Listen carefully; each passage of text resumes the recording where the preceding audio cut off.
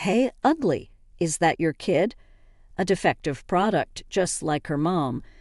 These were the words thrown at me by my ex-husband, Sean, as he scrutinized me and my daughter, who was sitting in the wheelchair. I was pushing from head to toe immediately upon our reunion after 13 years. I was about to retort with some foul language when Ken, my current husband, spoke up from behind me. "What's wrong with my daughter?" His deep baritone voice resonated so well that not only I, but also the people around us, couldn't help but turn around. However, I might have been the only one to notice the chilly undertone in his voice. Looking back at Sean, I could see his face had turned pale. "My name is R.A. I'm 35 years old, a stay-at-home mom living with my 3-year-old daughter, Natalie, and my husband, Ken, who is 3 years younger than me. The house we currently live in was originally built by Ken's parents right after Ken and I got married. My mother-in-law passed away suddenly from an illness, leaving her elderly husband living alone. We couldn't just leave my father-in-law by himself. So Ken's parents handed over the house they lived in to us and moved in with my father-in-law.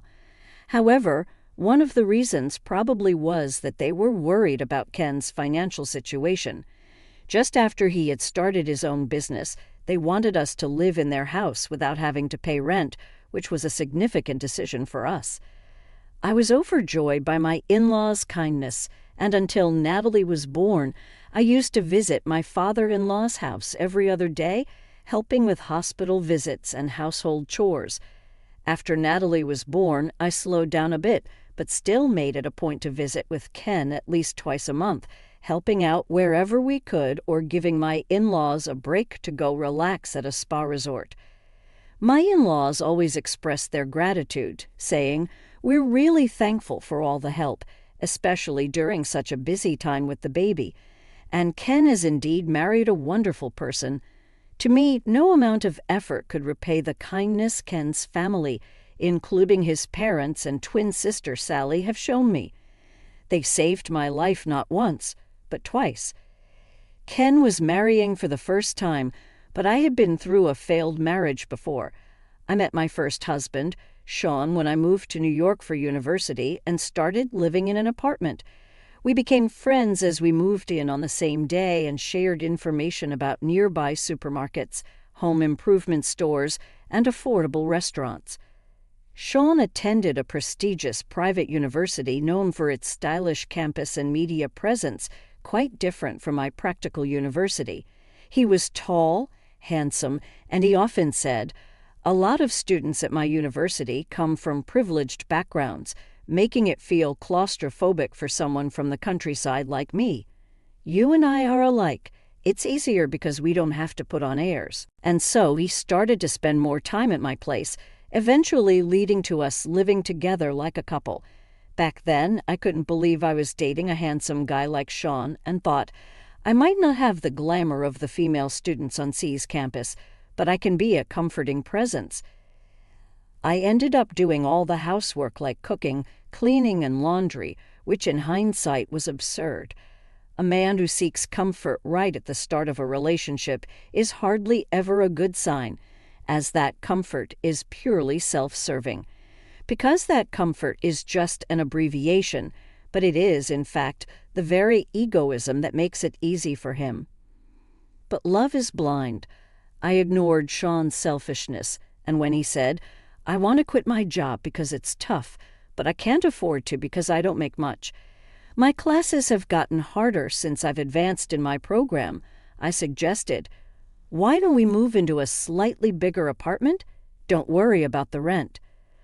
So we moved to a new apartment near our initial meeting place, and I ended up covering all the rent.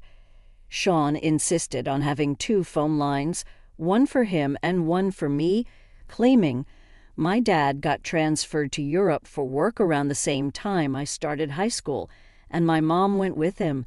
They're very conservative, and if they found out I was living with someone, they might stop sending money or even tell me to drop out. You wouldn't want that, and neither would your parents, even if we're planning to get married eventually. At the time, All I could think about was the prospect of marriage, not considering the implications of his request. This cohabitation put a significant financial burden on me since the apartment lease was in my name. I was responsible for not only the rent but also for utilities like electricity, gas, water, the landline phone bill, and internet charges, all of which were being withdrawn from my account. Initially, Sean had nobly offered, "Since you're covering the rent, I'll pay more towards the utilities." However, it wasn't long before he started saying, "Sorry, RA, I'm short on cash again this month because of social obligations with job hunting on the horizon." I can't afford to turn down invitations from friends in my seminar, and so I ended up shouldering all the expenses. Before I knew it, I was also paying for groceries and even the beer Sean drank after his baths, with Sean's contribution being limited to the occasional delivery pizza when his friends came over to hang out.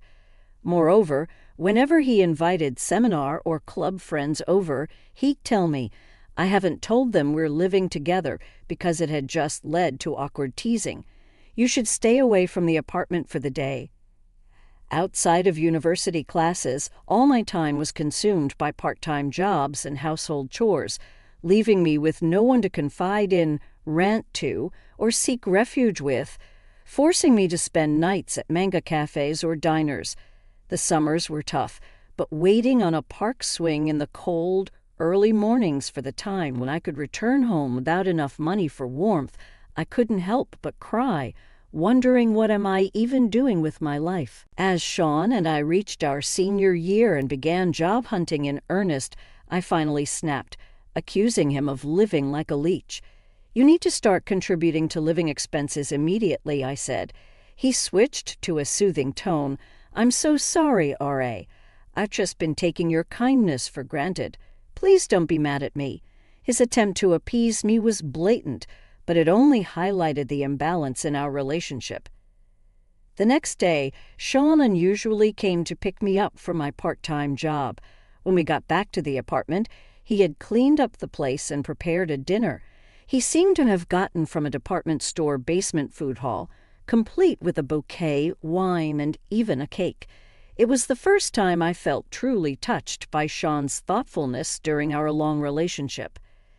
He then presented me with a ring from a popular casual brand at the time, saying, "This is all I can afford right now, but someday I'll buy you a diamond worth 3 months of my salary." I remember blurting out a cliché about being the happiest I've ever been when he put the ring on my finger, but that was the only happy memory I had. Soon after, Sean said, "I'm torn between getting a job or studying abroad, but if things stay as they are, I'll just end up relying on you again, RA. It's a critical juncture in my life, so I want to try doing things on my own for a while." And with that, he moved out to share an apartment with friends. Left suddenly on my own, I was anxious, but Sean left some of his belongings with me and still contacted me twice a day by email or phone, so I thought, I shouldn't mope around. I need to focus on my job search, too.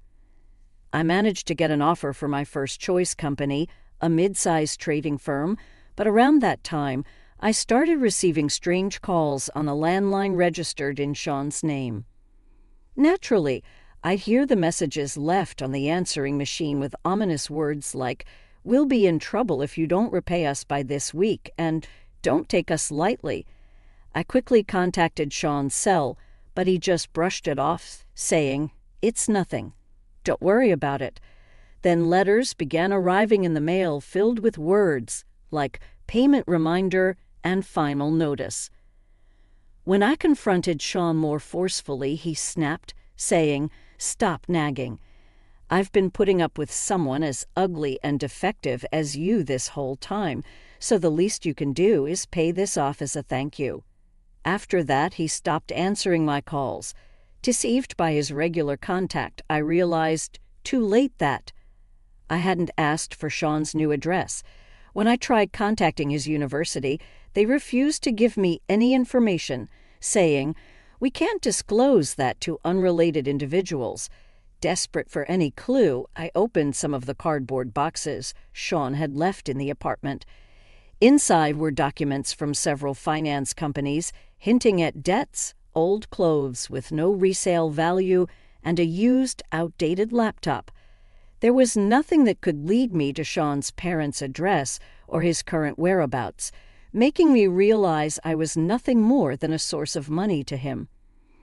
But things got worse when, not long after losing contact with Sean, two men in suits showed up at my apartment, informing me that as Sean's wife and guarantor for his debts, I was expected to repay them promptly.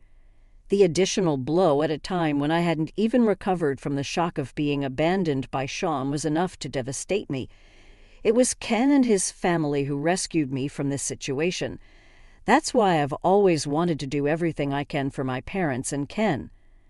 However, as I was pushing my daughter Natalie's wheelchair through the mall, I had an unexpected reunion with Sean, the man who had betrayed and abandoned me 13 years ago.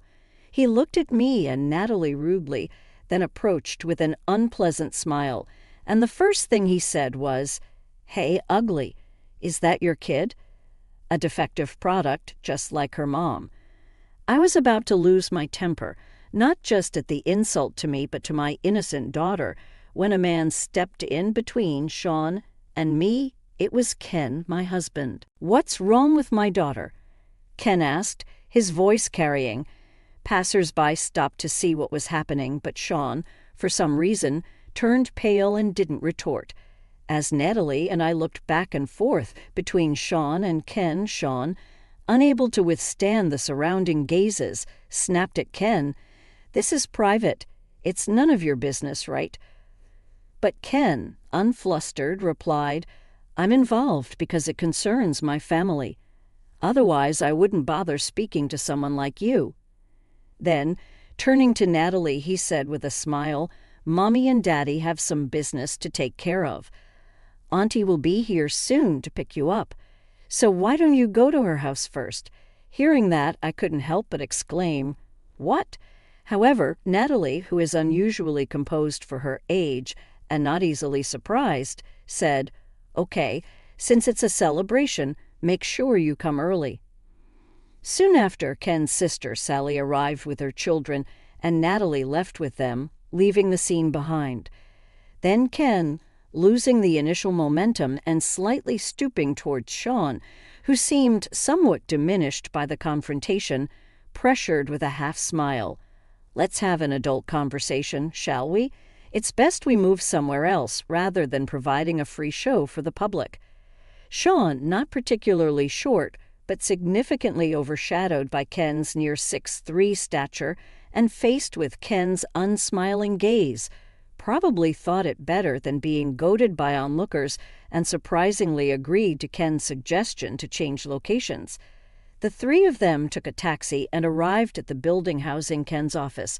With the push of an elevator button and a glance at the tenant directory next to it, Sean realized they were headed to a law firm, which made his complexion turn pale again. But it was too late to run away, so he reluctantly joined them in the elevator. On his supposed day off, Ken appeared with a stern face, bringing his wife, me, and a guest, which surprised the office staff. However, by the time we were escorted to the back reception room, they had regained their composure. Watching Ken's profile, I too managed to calm my nerves. The only one who remained visibly restless and uneasy was Sean. Seeing Sean's state, Ken, with a sly smile, placed a stack of documents on the table after asking a staff member to bring them and casually mentioned, "It's terrifying how coincidences work, isn't it? To think we'd meet the very person involved before showing this investigation report to the chairman." Sean's complexion grew even worse upon hearing this, but I had no idea what they were talking about. Noticing my confusion, Ken began to explain to both Sean and me. The chairman he mentioned was a major client of Ken's office, the current chairman of a machine tool manufacturing company. Recently, the chairman personally summoned Ken to the company's headquarters, where he was introduced to the chairman's youngest daughter, who had just returned from studying in the United States. The chairman had a special request. He wanted an investigation into a man's background to be kept confidential, and there in the sales department was none other than Sean Smith. Well, you were using a different spelling for Sean back then. Ken continued with a grin, making Sean's face grow even paler. Ken went on to explain that the chairman's granddaughter, while studying in France, had formed a relationship with a man at the same graduate school, promising each other a future together. This man had dropped out of a university just before graduating and moved to France to enroll in a local university.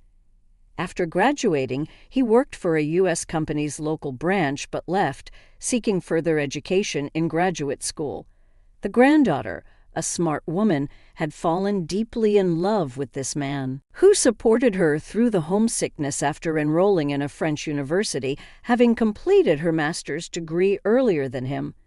She returned to Japan with him and asked her grandfather, the chairman, to approve their marriage and to consider him for a position in the family-owned company. The chairman was completely unaware of this man's existence around his granddaughter in France. However, the executive director, the chairman's daughter, had met the man several times during business trips to France and had been introduced to his parents stationed there. The executive director thought it too sudden for her adult daughter to marry and immediately join the family business as a future executive.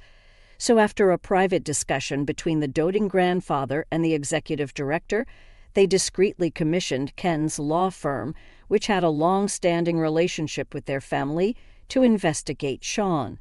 Feeling a bad premonition, I asked, "Don't tell me that man isn't Sean, is it?" But before Ken could answer, Sean snapped back, "What? It's a problem if it's me. We've been over for ages, and who I marry has nothing to do with you." Sure, Sean was a part of my past I'd rather forget, and I had no interest in his current affairs, but there was plenty I wanted to say to him out of spite. Separated, yes, but right before that you filed for our marriage without my consent, made me a guarantor for your debts, then disappeared, I shouted. And Sean seemed taken aback for a moment, but quickly smirked. "You say that, but you wanted to marry me back then. I just made your dream come true. And in return, you helped a bit with my debts." Pointing at Ken, he continued, "I was worried when I had to update my passport at the embassy, but when I checked back here, I was relieved to find I was single. I never thought someone as ugly and defective as you would have someone else willing to take you in. So I was worried you might be waiting for my return." Just as I was about to lose my temper again, Ken stepped in. "I thought you had been quiet because you were reflecting, but a scumbag will always be a scumbag," he remarked, then smoothly explained how our marriage was an old leaving Sean officially single. It turns out when Sean disappeared and debt collectors came for me, Ken's father, my father-in-law, was the first to offer me advice.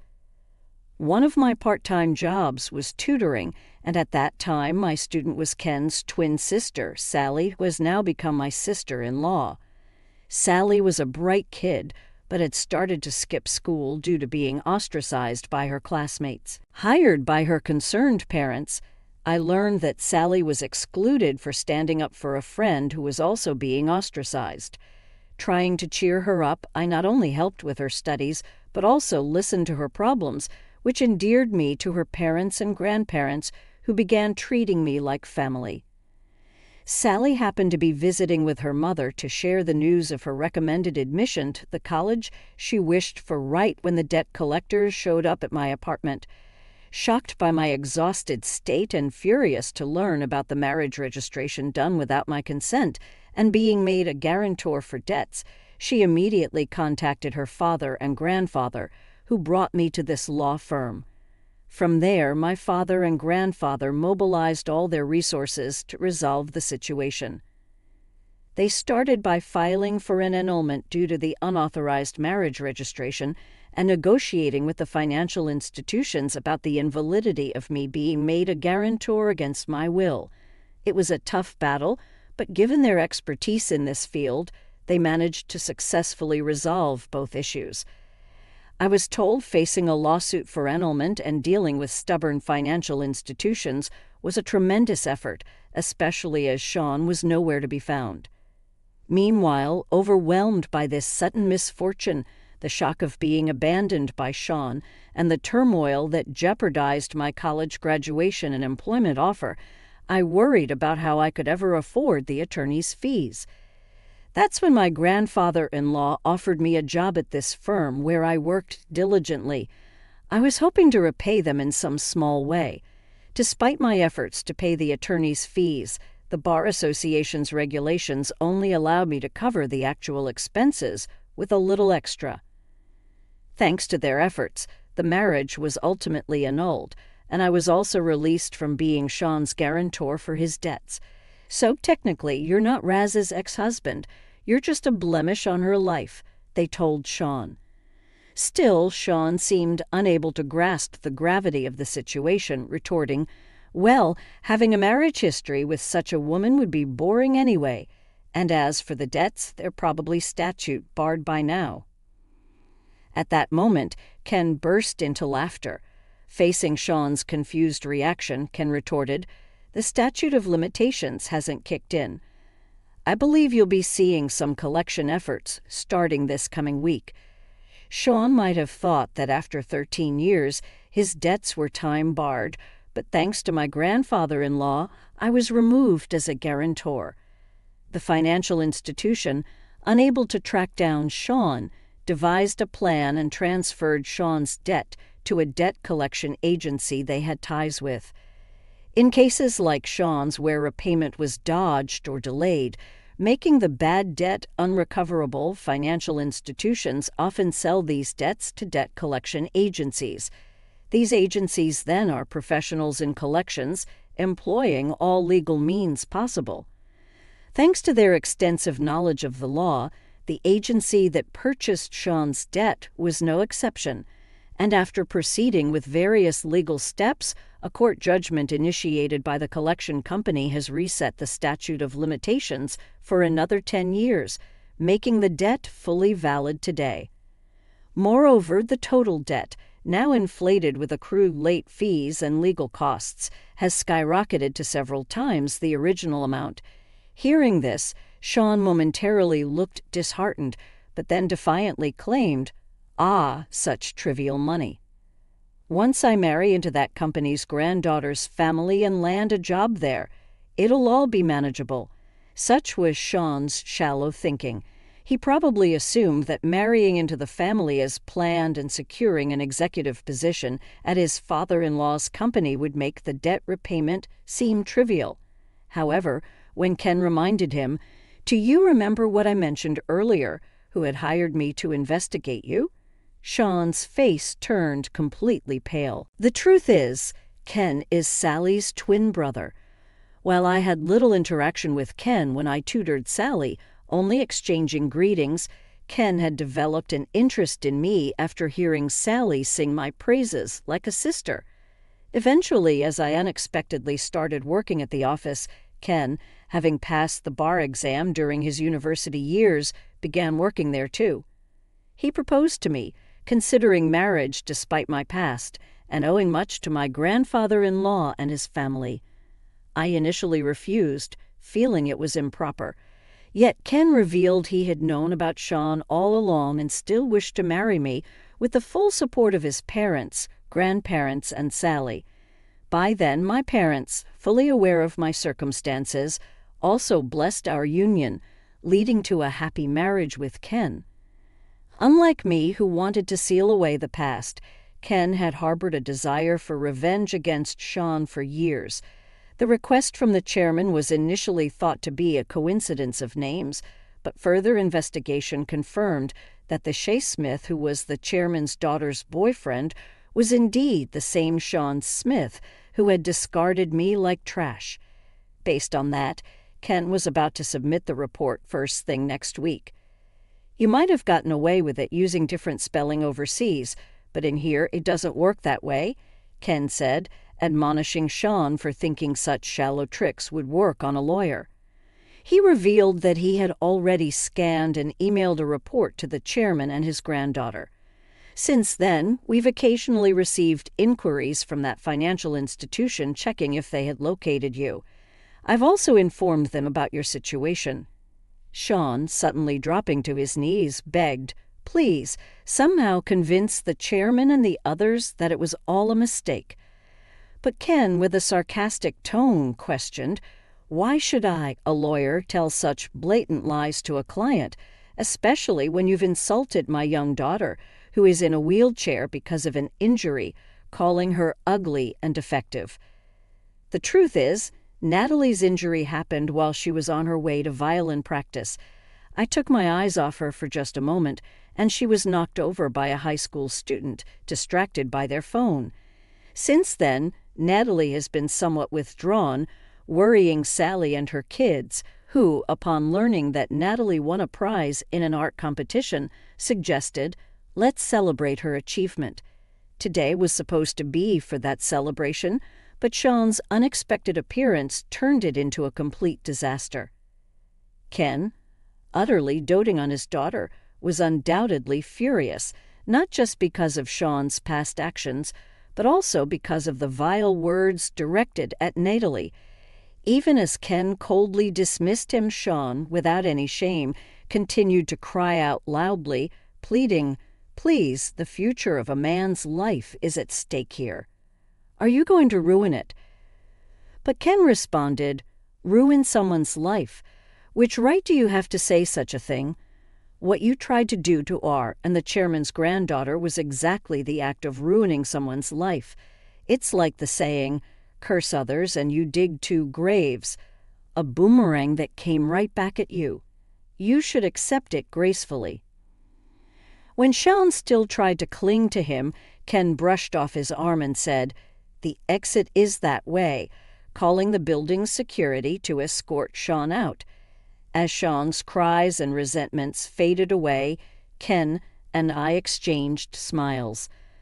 Later on, Sean rushed to his girlfriend, the chairman's granddaughter, and made excuses, but she, already harboring suspicions, was outraged by the revelation of the truth and refused to see him again, effectively giving him the boot. However, the chairman and the executive director, upset over their beloved daughter and granddaughter being hurt too, took further action. Sean, attempting to reconcile and bombarding her with messages and emails, was reported to the police for suspicion of being a fraudster trying to marry and infiltrate the company with a fake resume. While it didn't escalate to a criminal case, a warning was issued for the stalking. Sean, persistent in continuing his harassment, was eventually arrested and prosecuted. Though he received a suspended sentence with probation instead of jail time, the conviction meant he could find employment nowhere, not just outside of Tokyo, but across the entire country. Despite superficially returning to his normal life, finding himself in a desperate situation, Sean once again tried to go to America, hoping to find employment there. But with a criminal record, he struggled to obtain a visa and had to give up on that plan. Moreover, after learning everything from the chairman and the police, his parents disowned him, leaving Sean truly alone, facing unavoidable debt repayment. He tried to find odd jobs, but without a smartphone due to being blacklisted, an expired driver's license, and no fixed address, decent work was impossible to come by. I heard through the grapevine that he ended up working for a shady handyman service introduced by the debt collectors, living in a dormitory with no privacy and working from dawn till dusk. But I decided to forget about it as soon as I heard, as it had nothing to do with me. On the other hand, Ken and I moved from our suburban house to a condo near the private elementary school Natalie plans to attend once her injury had healed. Natalie, who has been averse to taking the train since the accident, liked the bus accessibility and the view from our high-rise apartment, seeming happier every day. The previous house was a remodeled version of Ken's parents' home, so when Ken suggested selling it to move, I worried about what his parents would think. However, they, enjoying their second life in a warm seaside town, told us, "The happiness of our son, his wife, and our granddaughter is what matters most. "Don't worry about us." They actually encouraged us to go ahead with the move. Being closer to my workplace means more time spent with the family than before. It was a good decision. Ken, enjoying the new life as much as